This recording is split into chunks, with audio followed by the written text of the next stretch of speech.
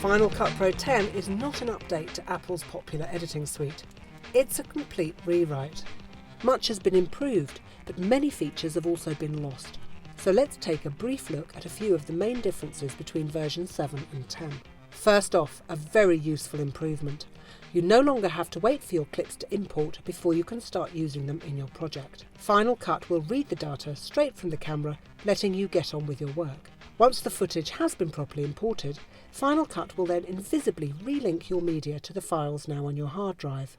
Your clips still show up in the browser, just like they did before. What's different is the way you organise them. In all previous versions, you created folders called bins and dragged clips into them. You could also make subclips, shorter sections of particular clips, to further organise your media and make it easy to focus on just the parts you wanted to use. Version 10 introduces the powerful new concept of keywords. Add one to a clip or part of a clip and it'll be organised for you in a keyword collection. Label another clip and that one will be sent to the same collection without you having to do anything else. It's a much more powerful system. But what's happened to the viewer window? Version 7 had two windows, one to edit clips, the other to preview the timeline. These functions have been merged in version 10. Mouse over a clip in the browser to preview it. The same thing happens when you skim through your project in the timeline.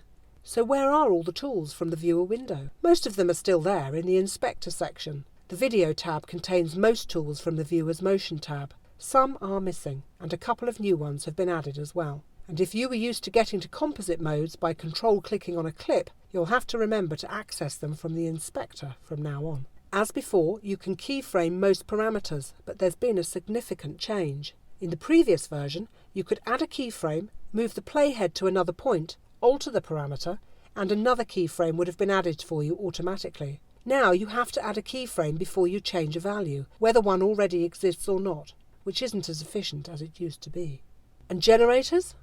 They're still there, but don't bother looking for bars and tones. Those have gone. Time remapping is much simpler in version 10. That obscure graph with speed measured by how steep the curve was, up for faster and down for going backwards in time, is now history. Now everything is done in the timeline with simple menus. You can even select a portion of your clip and drag its handle to speed it up or slow it down. Colour correction has completely changed too. In the past you had access to 3 colour wheels to affect different parts of your image. Now there's a colour board, broken down into colour, saturation and exposure. The video scopes are much better, and they now display properly while playing back your project. On the downside, a crucial function, which showed you if your clip was within broadcast range by displaying green or red zebras, is no longer available. Audio meters used to be here, but now they're here. You can also see the audio waveform straight from the timeline, but what's even better is that altering the volume changes the waveform, and you can now see at a glance which parts are peaking. Anything red is too loud.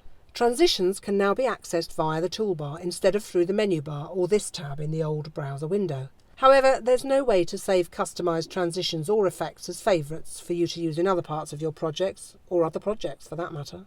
Unlike version 7, you have quick access to any music or photos on your Mac via these 2 buttons, and as before, you can also drag any file from the Finder straight onto your timeline. Speaking of the timeline, that's going to take a lot of getting used to. It's so different it bears no resemblance to the original. Some changes are obviously good, like never having to worry about a clip's audio track. Drag the video, and the sound always comes with it, unless of course you don't want it to. If you've added a second audio track to that clip, it too will be moved along without you having to do anything. Trimming a clip in version 7 used to be a chore. If you shortened it, you'd be left with a gap that you'd have to close, and if you had to lengthen a clip, you'd have to move everything to the right of it further along in the timeline to give you enough space.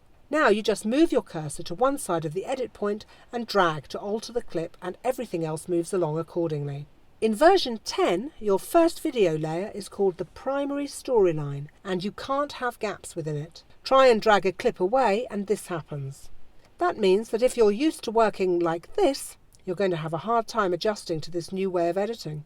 You can add a slug to create a gap with this command, but that's a long way from the flexibility that most editors are used to. The concept of layers is gone, And every clip above the primary storyline is linked to a clip within the storyline with this little bar. That means that if you move the bottom clip, the top clip moves with it, which again is not what you'd expect if you're a veteran Final Cut user. Lastly, it used to be easy to mute an entire audio layer or hide a video layer. You could do it with just a click. Since there are no layers, this feature is gone. But you can disable any clip like this, although this does have to be done for each individual clip. And locking layers to avoid altering them by mistake, that too is gone. As you can see, Final Cut Pro 10 is a radical new app, which greatly improves the editing process in some ways and removes flexibility in others. This is Apple's vision of our video editing future, and it may take some people a while to get used to it.